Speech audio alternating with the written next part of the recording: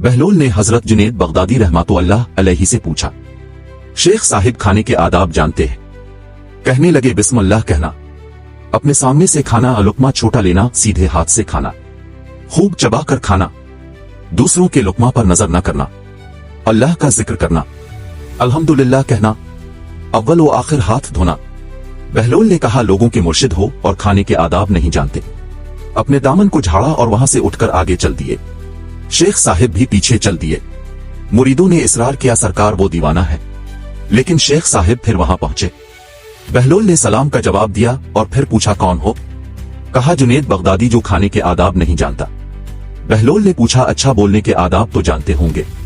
जी अल्हम्दुलिल्लाह। बोलने वाला मुखातिब के मुताबिक बोले, बेमौका बेमहल और बेहिसाब ना बोले, जाहिर व बातिन का ख्याल रखे। बहलोल ने कहा, खाना तो खाना, अब बोलने के आदाब भी नहीं जानते। बहलोल ने फिर दामन झाड़ा और थोड़ा सा और आगे चलकर बैठ गए। शेख साहिब फिर वहां जा पहुंचे और सलाम किया। बहलोल ने सलाम का जवाब दिया। फिर वही सवाल किया, कौन? शेख साहिब ने कहा, जुनेद बगदादी जो खाने और बोलने के आदाब नहीं जानता। बहलोल ने अच्छा, सोने के आदाब ही बता दें। कहा, नमाज इशा के बाद जिक्र व तस्बीह, सूरा और वो सारे आदाब बता दिए जो रवायात में जिक्र हुए हैं। बहलोल ने कहा, आप ये भी नहीं जानते? उठकर आगे चलना ही चाहते थे कि शेख साहिब ने दामन पकड़ लिया और कहा, जब मैं नहीं जानता तो बताना आप पर वाजिब है। पहले उन्होंने कहा, जो आदाब आप बता रहे हैं वो फराद है और असल कुछ और है।